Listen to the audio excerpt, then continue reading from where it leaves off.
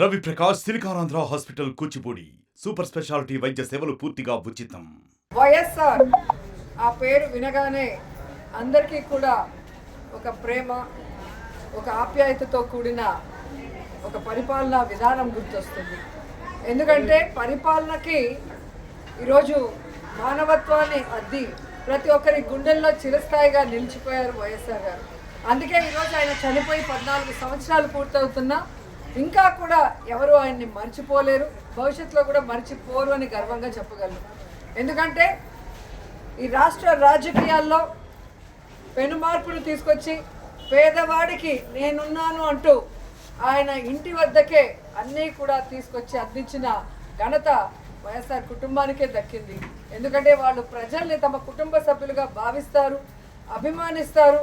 వారికి ఏదైనా అయితే అది తమకైనట్టుగా తల్లడిల్లిపోతారు. కాబట్టి ఆ కుటుంబం అంటే అందరికీ కూడా మక్కువ.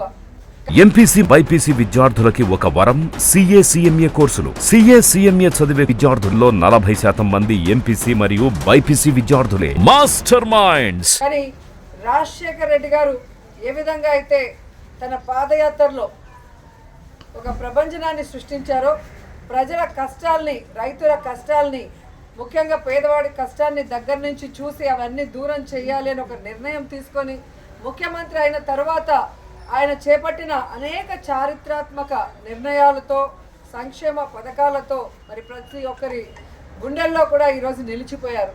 ఈరోజు హాస్పిటల్లో మరి సేవా కార్యక్రమాలు చేయడం జరుగుతుంది వైఎస్ఆర్ గారి జయంతి సందర్భంగా. సో 108 ఎంతోమందికి ప్రాణదానం చేశారు. అలాగే ఆరోగ్యశ్రీ ఎంతోమంది కుటుంబాల్ని ఈరోజు నిలబెట్టిన ఘనత వైఎస్ఆర్ గారికే దక్కింది. అలాగే రైతన్న వాడు బాగుంటే రాష్ట్రం బాగుంటుంది, దేశం బాగుంటుందని నమ్మారు. కాబట్టే రైతులకి అడిగింది కూడా చేయటం మనం అందరం కూడా గుర్తుపెట్టుకోవాల్సిన విషయం. ఇలా చెప్పుకుంటూ పోతే ఎన్నో. అందుకే వైఎస్ఆర్ అంటే ఒక బ్రాండ్, ఆయన ఒక లెజెండ్. సో రాజశేఖర రెడ్డి గారు మనకి కనిపించకుండా పోయిన తర్వాత అందరూ కూడా తల్లడిల్లిపోయాం. రాజన్న రాజ్యం లేకుండా ఎలా బ్రతకాలి, రాజన్న లేకుండా మనం ఎలా ముందుకు సాగాలి అని ఎంతోమంది భయభ్రాంతులకి, అలాగే బాధ తప్త హృదయంతో చాలామంది ప్రాణాలు కూడా విడవటం మనం అందరం కూడా చూసాం. కానీ ఆశా కిరణంలాగా ఆయన కొడుకు పులివెందుల పులిబిడ్డ, రాజన్న ముద్దుబిడ్డ జగనన్న వచ్చిన తర్వాత మళ్ళీ దేవుడి పాలన ఎలా ఉంటుంది, రాజన్న పాలన ఎలా ఉంటుందో మరి మనందరికీ కూడా చూపించడం జరిగింది.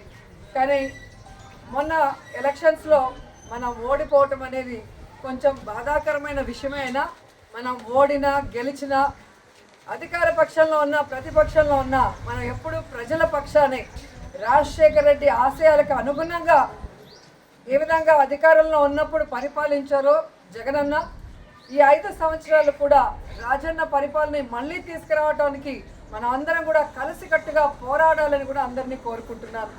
ఈరోజు రాష్ట్రంలో ఉన్న వైఎస్ఆర్ అభిమానులందరూ కూడా ముక్త కంఠంతో ప్రతిజ్ఞ చేయాలని కూడా కోరుకుంటున్నా.